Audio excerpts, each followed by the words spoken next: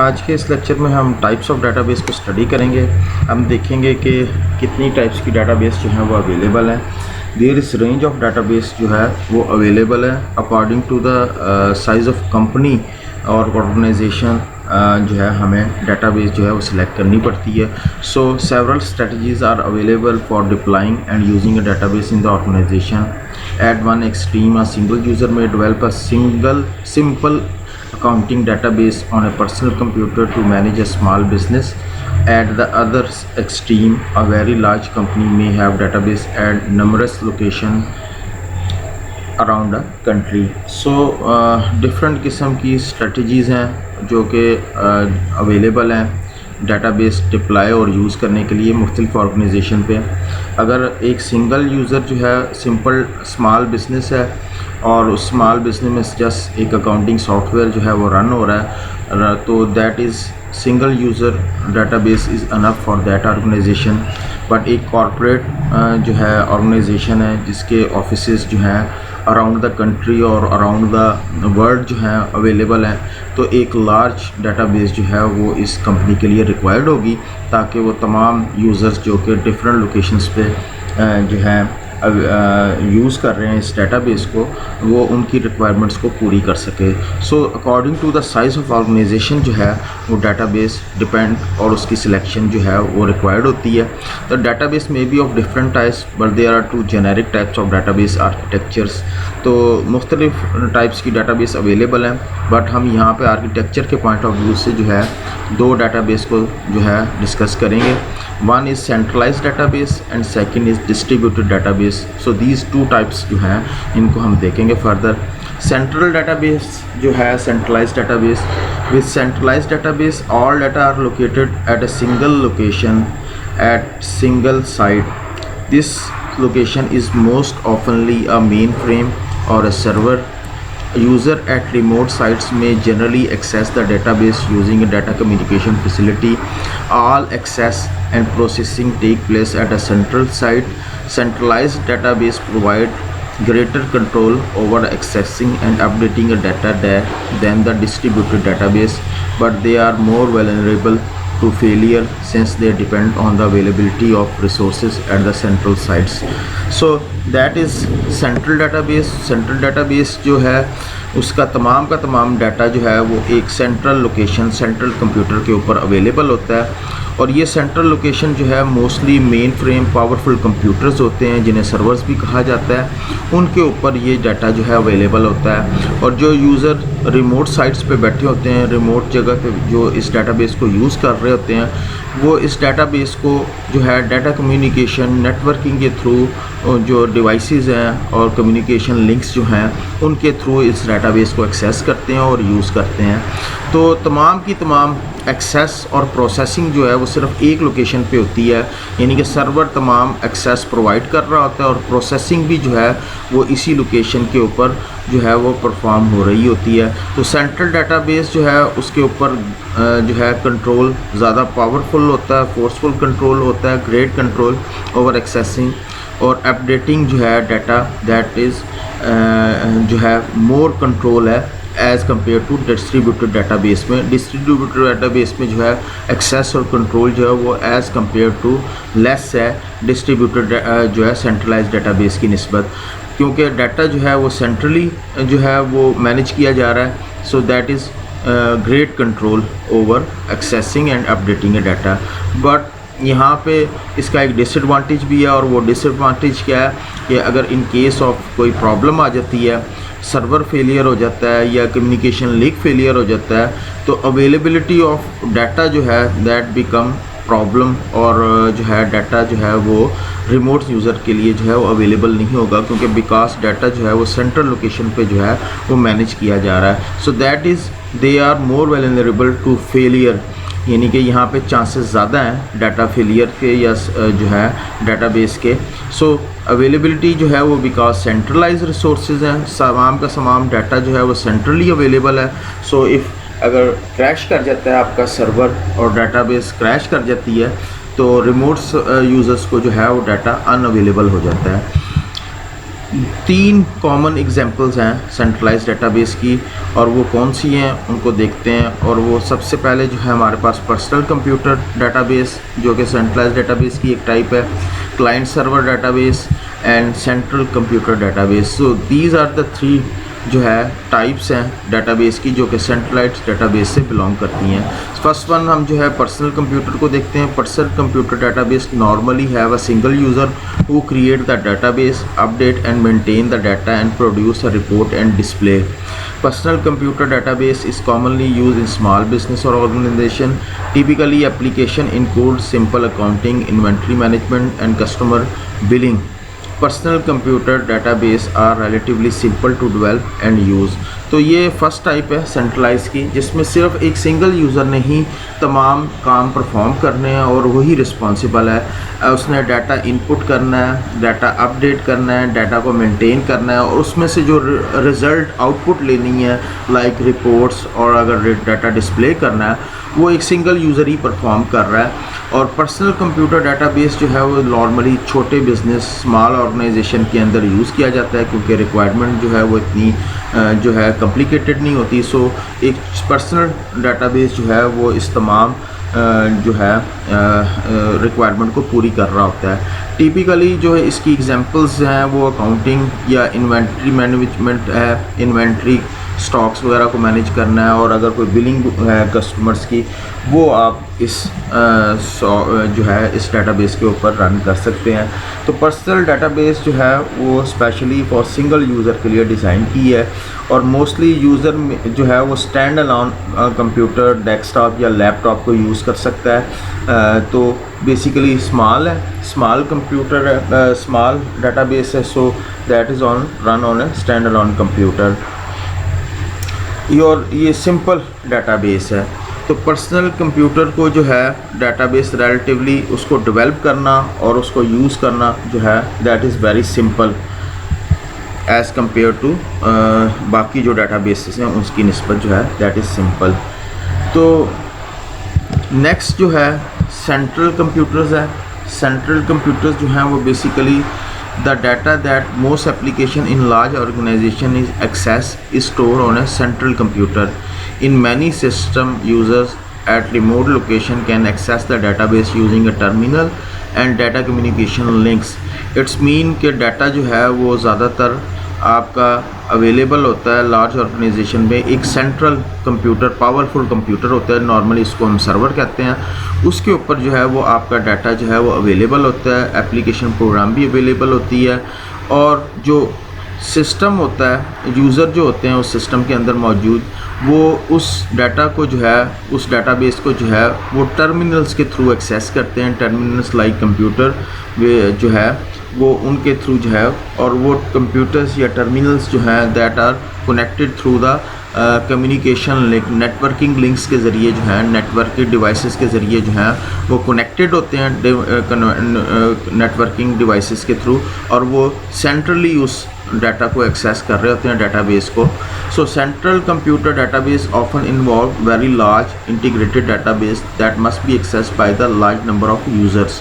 सो central computers जो के ऊपर जो डेटाबेस अवेलेबल होती है वो वेरी लार्ज होती है, और बहुत सारे यूज़र जो हैं वो उसको एक्सेस कर रहे होते हैं। Usages often intense with several 100 transaction per second being a process. और इतनी उसकी जो है यूजेज होती है कि ऑफनली उसको यूज़ किया जा रहा होता है कि ट्रांजैक्शंस जो हैं वो कई 100 ट्रांजैक्शन पर सेकंड जो है वो प्रोसेस की जा रही होती हैं।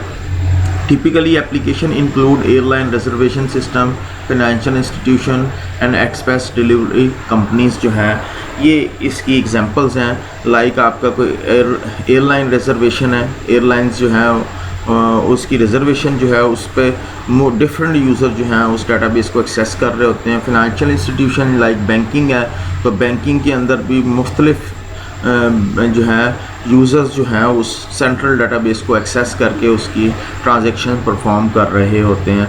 सो दैट इज़ सेंट्रल डाटाबेस जिसके अंदर जो है ट्रांजैक्शंस जो है पर सेकंड जो है बहुत ज़्यादा परफॉर्म की जा रही होती हैं। जस्ट लाइक यहाँ पे अगर हम डायग्राम में देखें सो दैट इज़ सेंट्रल डाटाबेस जो है वो कंप्यूटर जो है सर्वर दैट इज़ मेन जो है पावरफुल कंप्यूटर है और जिसके साथ डाटाबेस जो है जिसके ऊपर डाटाबेस स्टोर है और that these are the terminal आप कह सकते हैं और they are connected with communication link. So each users जो है वो इस सेंट्रल डाटाबेस को जो है कम्युनिकेशन लिंक के साथ एक्सेस कर रहा है और ट्रांजैक्शंस जो हैं वो पर सेकंड जो है 100 ऑफ ट्रांजैक्शन जो हैं वो प्रोसेस और परफॉर्म की जा रही हैं in that central database. Client and server database the next one जो टाइप्स है, large central computers are very expensive compared to smaller microcomputer and workstation. As a result, many organizations are downsizing present application to these smaller and more cost-effective computers. The computers are often linked together in local area network so that they may share resources such as printer, storage devices, and so on. तो large central computer जो था वो बड़ा expensive होता था, जो कि हमने पिछले मॉडल में देखा। जैसे कि मेन फ्रेम कंप्यूटर या पावरफुल सर्वर लेना है तो वो बड़ा एक्सपेंसिव होता था एज़ कम्पेयर टू जो अब वर्क स्टेशन और माइक्रो कंप्यूटर हैं, क्योंकि वहाँ पे जो टर्मिनल जो कनेक्टेड होते थे मेन फ्रेम कंप्यूटर्स के साथ, जो पिछला मॉडल या पिछली टाइप की डाटाबेस जो हमने स्टडी की है, उन टर्मिनल के अंदर प्रोसेसिंग जो है वो परफॉर्म नहीं होती थी। दे जस्ट लाइक इनपुट और आउटपुट, और तमाम की तमाम प्रोसेसिंग जो थी वो सर्वर के ऊपर परफॉर्म होती थी। सो वो कंप्यूटर काफ़ी कॉस्टली होते थे। अब जो ट्रेंड चेंज हुआ है उसमें माइक्रो कंप्यूटर और वर्क स्टेशन जो हैं, these are the computer, they have own power processing, इनकी अपनी पावर होती है, अपनी प्रोसेसिंग होती है। सो एज ए रिज़ल्ट मैं जो है कई ऑर्गेनाइजेशन जो है अपनी एप्लीकेशन को इन स्मॉलर कंप्यूटर्स के ऊपर जो है मूव कर दिया, क्योंकि एक बड़ा फैक्टर जो है यहाँ पे कॉस्ट इफेक्टिव है कि ये कंप्यूटर्स जो हैं that are cheaper as compare to जो लार्ज सेंट्रल कंप्यूटर थे दैट आर मोर एक्सपेंसिव। तो ऑर्गेनाइजेशन जो है उन्होंने अपना शिफ्ट कर दिया अपनी डाटाबेस क्लाइंट सर्वर आर्किटेक्चर में। द कंप्यूटर और ये कंप्यूटर्स जो हैं लिंक होते हैं लोकल एरिया नेटवर्क के ज़रिए, लैन के ज़रिए, ताकि रिसोर्सेज भी जो हैं वो शेयर किया जा सकें, लाइक प्रिंटर है, स्टोरेज डिवाइसेस हैं, DVD, CD and so on. So these are more cost effective तो as compared to previous. A client server architecture is designed for the distribution of work on a computer network in which many clients may share the services of single server. तो basically ये एक और इसका advantage है कि client server architecture design इसलिए किया गया कि वर्क जो है, जो टास्क जो है वो डिस्ट्रीब्यूट कर दिया जाए कंप्यूटर नेटवर्क के थ्रू क्लाइंट्स के दरमियान में, जो कि सिंगल सर्विसेज जो है सर्वर जो प्रोवाइड कर रहा है उसकी टास्क को डिस्ट्रीब्यूट कर दिया जाए। सो that is one of the advantage. So that is like हमारे पास ये लोकल एरिया नेटवर्क है, क्लाइंट्स जो हैं वो आपस में कनेक्टेड हैं लोकल एरिया नेटवर्क के ज़रिए, और दैट इज़ द डाटाबेस जिसके ज़रिए वो कनेक्टेड है। सो दीज आर क्लाइंट्स जो कि इस डाटाबेस को एक्सेस कर सकते हैं, और ये जो है इन कंप्यूटर्स के दरमियान में, इन क्लाइंट्स के दरमियान में जो है रिसोर्सेज भी शेयर हैं। तो that is cost effective. Just like अगर यहाँ पे एक प्रिंटर जो है वो अवेलेबल है तो that printer can be A share among the other clients, और जो सिंगल सर्वर ने तमाम का तमाम प्रोसेसिंग परफॉर्म करनी थी या तमाम रिसोर्सेज अवेलेबल करने थे जो कि जस्ट लाइक सेंट्रल कंप्यूटर में था, लेकिन यहाँ क्लाइंट सर्वर आर्किटेक्चर में ये जो है रिसोर्सेज शेयर हो गए, तो बर्डन जो है वो सर्वर के ऊपर जो है दैट इज़ रिड्यूस हो गया। That is the advantage of client and server architecture. A server क्या होता है? Basically a server is a software application that provide the services back end functions, printing और database management, communication management to request the client. तो basically server जो है वो एक software है और जो कि एक पावरफुल कंप्यूटर्स के ऊपर रन हो रहा होता है, जो कि आपको मुख्तलिफ उनकी सर्विसेज प्रोवाइड करते हैं। दो तरह के होते हैं, एक बैक एंड होता है, एक फ्रंट एंड होता है। फ्रंट एंड जो होता है वो यूज़र के सामने डिस्प्ले हो रहता है जस्ट लाइक एप्लीकेशन प्रोग्राम, और back and just like database या प्रिंटिंग या कुछ डिफरेंट किस्म की सर्विसेज जो बैक एंड पे चल रही होती हैं वो सर्वर प्रोवाइड करता है और वो मैनेज कर रहा होता है। तमाम रिक्वेस्ट जो कि क्लाइंट की तरफ से जनरेट हो रही होती हैं उनको फुलफ़िल करना, उनको मैनेज करना जो है वो सर्वर की रिस्पॉन्सिबिलिटी होती है। इसी तरह क्लाइंट जो है वो client front end function is software application that request the services from one और मोर सर्वर। तो क्लाइंट्स जो है वो बेसिकली यूज़र एंड पे होता है और यूज़र जो है अपने रिक्वेस्ट जो है वो जनरेट कर रहा होता है, और ये रिक्वेस्ट और सर्विसेज जो हैं वो एक सर्वर या एक से ज़्यादा सर्वर से भी ली जा सकती हैं। So usually database processing function are performed on the database server, and client server system often used for a workgroup computing. Mostly workgroup computing के लिए जो है client server system को यूज़ किया जाता है, और normally जो database function जो होते हैं वो basically server के ऊपर database server perform कर रहा होता है। Distributed database को हम देखते हैं कि many organizations are spread over a various location such as the different cities, state and even countries. In such a cases centralized database are often impossible and too expensive. तो distributed database जो है वो basically जो है आपकी organization जो है वो spread है different लोकेशंस के ऊपर, और जस्ट लाइक सिटीज़, स्टेट्स और कॉन्टिनेंट कंट्रीज़ के ऊपर। सो इस सूरत में जो है सेंट्रलाइज डेटाबेस जो है उसको इम्प्लीमेंट करना और उसको अफोर्ड करना that is impossible. A distributed database is a single logical database that is spread physically across a computer in multiple locations, or database in which data is stored in multiple sites. तो basically distributed database logically user को तो वो एक single database नज़र आ रही होगी, but actually physically वो जो है मल्टीपल सर्वर्स के ऊपर, मल्टीपल लोकेशंस के ऊपर जो है वो मौजूद होगी। सो यूज़र को यही फील हो रहा होगा कि वो एक सिंगल डेटाबेस यूज़ कर रहा है, बट प्रैक्टिकली वो डेटाबेस जो है वो they are store on a multiple location. तो डाटा जो है वो मल्टीपल साइट्स और मल्टीपल लोकेशन के ऊपर स्टोर होगी। तो two process replication and duplication are used to keep a distributed data up to date.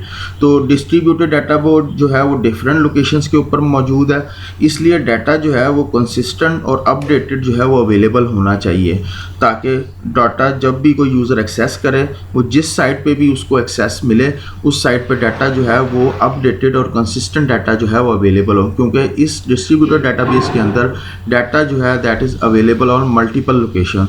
तो दो प्रोसेस जो हैं वो इन्वॉल्व होते हैं, रेप्लिकेशन एंड डुप्लीकेशन, जो कि डिस्ट्रीब्यूटेड डाटाबेस को अप टू डेट रखते हैं ताकि यूज़र को जो है वो डाटाबेस कंसिस्टेंट और करेक्ट डाटा जो है वो अवेलेबल हो। तो दो तरह की जो है टाइप्स जो हैं हम डिस्ट्रीब्यूटेड डाटाबेस को देखेंगे। There are two generic category of distributed database, homogeneous database and heterogeneous database.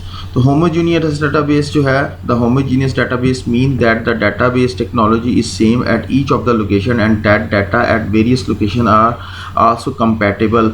In homogeneous system all nodes use same hardware software for the database system. The homogeneous database satisfies the following condition। Homogeneous database के लिए किन बातों का जो है ख्याल रखना चाहिए या उनको मद्देनज़र रखना चाहिए। तो फर्स्ट ऑफ ऑल सबसे पहला जो है the computer operating system used for each location are the same or at least they are highly compatible।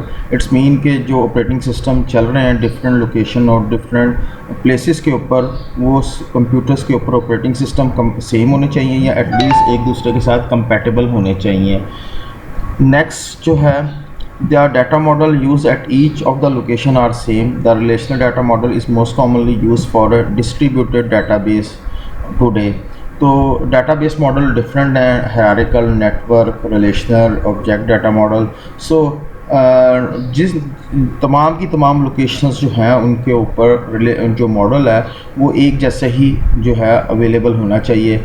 Mostly जो है वो रिलेशनल डाटाबेस चल रही है, यानी कि टेबल्स एंड जो है टेबल्स के फॉर्मेट जो है डाटाबेस जो है वो अवेलेबल होते हैं, जिसे रिलेशनल डाटाबेस भी कहा जाता है। तो बेसिकली रिलेशनल मॉडल जो है वो फॉलो कर रहे होते हैं हम तमाम की तमाम लोकेशंस के अंदर। और the database management use at each of the location are the same or at least they are highly compatible. और डाटाबेस जो आप यूज़ कर रहे हैं, डाटाबेस मैनेजमेंट सिस्टम सॉफ्टवेयर जो यूज़ कर रहे हैं वो भी तमाम लोकेशन में एक जैसी ही होनी चाहिए या एटलीस्ट वो आपस में कंपैटिबल हों, डाटा का इशू ना आए। अगर एक जगह से दूसरी जगह डाटा जो है वो ट्रांसफ़र होता है या एक्सेस होता है या अपडेट होता है, सो डाटाबेस मैनेजमेंट सिस्टम भी सेम होनी चाहिए तमाम लोकेशंस के ऊपर। लास्ट पॉइंट जो है, data at various location have common definition and format. Data की डेफिनेशन और फॉर्मेट जो है वो सेम होना चाहिए। जस्ट लाइक जब हम टेबल्स क्रिएट करते हैं तो हम टेबल्स में डाटा की टाइप्स, उसकी लेंथ वगैरह बताते हैं, तो वो that is data definition and format जो है हम स्पेसिफाई करते हैं। तो इट्स मीन के तमाम लोकेशंस के ऊपर जो डाटा एक्सेस किया जा रहा है उसकी डेफिनेशन और फॉर्मेट सेम होनी चाहिए। सो दैट इज़ द रूल्स या जो है पॉइंट्स जिनको मद्देनज़र रखना चाहिए फॉर होमोजीनियस डाटाबेस के लिए। लेट्स सी कि हेट्रोजीनियस डाटाबेस, ये हमारे पास एक डायग्राम है जिसमें हम होमोजीनियस डाटाबेस देख रहे हैं। तो यहाँ पे हमारे पे डिफरेंट लोकेशंस पे डाटा जो है वो फिज़िकली अवेलेबल है। जैसे कि मैंने एक्सप्लेन किया था शुरू में स्टार्ट में कि होमोजीनियस डाटाबेस मीन के डाटा फिज़िकली जो है वो स्प्लिट हुआ है डिफरेंट लोकेशंस के ऊपर, बट यूज़र को दे आर जो है व्यू ऐसे हो रहा है कि जैसे लाइक सिंगल डाटाबेस जो है यूज़र जो है उस डाटाबेस को एक्सेस कर रहा है। सो डाटा जो है जस्ट लाइक अगर लोकेशन ए का जो है कंप्यूटर अगर डाटाबेस एक्सेस करना चाहता है that can easily access to all other data from other locations, यानी कि तमाम लोकेशंस के ऊपर डाटा जो है they are available and same format और सेम रिलेशनल मॉडल जो है वो एक्सेप्टेबल है, और ऑपरेटिंग सिस्टम भी जो है वो तमाम नोड्स के ऊपर सेम एग्जीक्यूट हो रहे हैं। सो दैट इज़ होमोजीनियस डाटाबेस जहाँ पे जो है डाटा जो है स्प्लिट हुआ है डिफरेंट लोकेशंस के ऊपर, बट फिज़िकली स्प्लिट हुआ है। Logically user can view as a single database, user जो है उसको सिंगल डाटाबेस ही के तौर पर ही वो डाटाबेस अपीयर हो रही है। सो नेक्स्ट है heterogeneous database. In most organisation database develop over a period of time without carefully guidance or planning. Different computer and operating system may be used of each locations. Different data models and database management system are also very common. For example, one location may have the latest relational database technology, while other location may store a data using conventional file or older network database. तो heterogeneous database जो है ये जो है data जो है वो over the period with the passage of time जो है वो डेवलप किया जा रहा होता है बगैर किसी प्लानिंग के, बगैर किसी गाइडेंस के। उसके नतीजे में ये होता है कि डिफरेंट कंप्यूटर्स होते हैं डिफरेंट लोकेशंस के ऊपर, ऑपरेटिंग सिस्टम भी डिफरेंट होती हैं डिफरेंट लोकेशंस के ऊपर, डाटा मॉडल्स और डाटाबेस मैनेजमेंट में जो हैं वो डिफरेंट होते हैं। सो that is heterogeneous data time, यानी कि एक साइड पे जो है रिलेशनल डाटाबेस टेक्नोलॉजी यूज़ हो रही है लेटेस्ट, और हो सकता है मे बी दूसरी लोकेशंस के ऊपर जो है कोई ओल्डर डाटा मॉडल जो है वो यूज़ किया जा रहा है। To complicate a matter further, the data across the location are often incompatible in heterogeneous system. Different nodes में have different software and hardware. And second जो उसमें पॉसिबिलिटी है वो ये है कि ये मामलात जो है हेट्रोजीनियस के अंदर कॉम्प्लिकेटेड हो जाते हैं, पेचीदा हो जाते हैं, क्योंकि डाटा जो है वो डिफरेंट लोकेशंस में इनकम्पैटिबल है। इनकम्पैटिबल मीन के डाटा डेफिनेशन और फॉर्मेट जो है वो किसी एक लोकेशन में कुछ है और दूसरे लोकेशन में जो है वो कुछ और डाटा डेफिनेशन और फॉर्मेट जो है वो यूज़ हो रहा है। और इसके साथ साथ हेट्रोजीनियस सिस्टम में हार्डवेयर और सॉफ्टवेयर भी जो है वो डिफरेंट नोड्स में डिफरेंट तरह के डिफरेंट यूज़ हो रहे हैं। So one solution is to develop completely new database that integrate all of existing system. However, this is often not technically or economically feasible. Instead, database are sometimes linked together. The result is set of heterogeneous database. Such a system generally limit type of processing that user may perform. For example, user at one location may be able to read but not update the data in other location. तो इसका एक solution तो ये हो सकता है कि हम completely एक नई database develop करें, तमाम जितने भी जो सिस्टम पुराने चल रहे हैं उनकी जगह, ओल्ड की जगह हम एक नई डाटाबेस डेवलप करके उसको इम्प्लीमेंट कर दें। बट प्रैक्टिकली जो अगर देखा जाए तो ये अप्रोच फिजिबल नहीं है, दोनों लिहाज से, टेक्निकल के लिहाज से भी और इकोनॉमिकल के लिहाज से। मे बी बजट ना अवेलेबल हो, फिजिबल ना हो। सो ये जो है पहली ऑप्शन जो है ये एक तरह की इम्प्रैक्टिकल है। तो उसके बजाय ये कि वो डाटाबेस जो ऑलरेडी जो सिस्टम चल रहे हैं उनको आपस में लिंक अप कर दिया जाए, उनको इकट्ठा कर दिया जाए, तो उसके रिज़ल्ट में जब हमें जो सिस्टम मिलेगा दैट इज़ हेट्रोजीनियस, यानी कि डिफरेंट हार्डवेयर, सॉफ्टवेयर और डिफरेंट डाटाबेस जो हैं उनको हमने लिंक अप कर दिया, तो the result is set of heterogeneous database. और इस इस तरह के सिस्टम में कुछ लिमिटेशन होती हैं, ये जो है उसकी प्रोसेसिंग कैपेबिलिटी वो ना हो एज सच जिस तरह के होमोजीनियस में है। मिसाल के तौर पे अगर यूज़र एक लोकेशन पे बैठा है वो सिर्फ डाटा रीड कर सकता है लेकिन अपडेट नहीं कर सकता due to limitation. So that is the limitation in heterogeneous database. जी, ये एक हेट्रोजीनियस डाटाबेस की डायग्राम है जिसमें मुख्तलिफ सर्वर्स जो हैं वो आपस में कनेक्टेड हैं, मुख्तलिफ किस्म की डाटाबेसेस जो हैं वो आपस में कनेक्टेड हैं। जस्ट लाइक यहाँ पे ये एक डाटाबेस सर्वर है और कम्युनिकेशन या नेटवर्क सर्वर जो है वो सर्विसेज प्रोवाइड कर रहा है। जस्ट लाइक यहाँ पे ये एक रिमोट कंप्यूटर जो है वो डाटाबेस जो है वो कनेक्टेड है, सेम लाइक यहाँ पे।